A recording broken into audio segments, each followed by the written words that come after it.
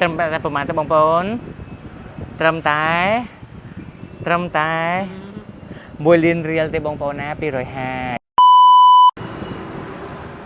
សួស្តីអ្នកនរគ្នានេះគឺជា promotion មិនមែនជាសុបិនទេអ្នកនរគ្នាណាស្ដាប់ខ្ញុំអត់ខុសទេនេះគឺជា promotion មិនមែនជាសុបិន promotion នេះខ្ញុំធ្វើឲ្យអ្នកទាំងអស់គ្នានៅក្នុងតែខែ5នេះទេហើយមានតែ5ដើមដូចគ្នាអ្នកដែលបានអោសកាត់វីដេអូនេះគឺជាមនុស្សដែលមានសំណាងព្រោះដោយសារចេះថ្ងៃនេះខ្ញុំមកធ្វើការលក់ទូរស័ព្ទនេះជូននៅក្នុងឱកាសខួបកំណើតពុនខ្ញុំអញ្ចឹង11 Pro Max នេះសិតតែ memory 256ទាំងអស់ខ្ញុំនឹងធ្វើការលក់ជូនបងប្អូនទាំងអស់គ្នាដែលមានតម្រូវការជាមួយនឹងទូរស័ព្ទ iPhone 11 Pro Max ជាមួយនឹង memory 256ដាក់ SIM បានទាំងអស់បងប្អូនណាបាទលក់ជូនត្រឹមតែ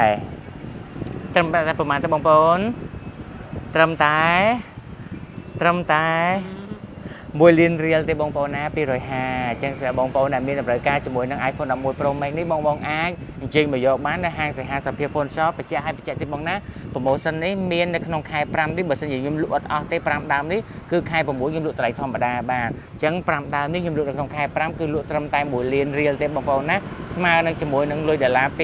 $250បានចឹងបើសិនបងប្អូនថាមានលុយខ្មែរយកលុយខ្មែរមានលុយដុល្លារយកលុយដុល្លារមកបើអត់មានលុយនៅក្រៅទេបាញ់ចូលកុងធនាគារមួយណាក៏បានដែរទទួលយកបានទាំងអស់បងណា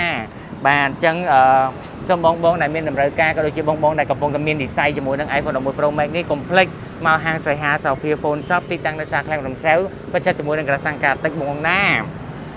អាវ៉ាន់មានថែមជូនដដែលអរគុណច្រើន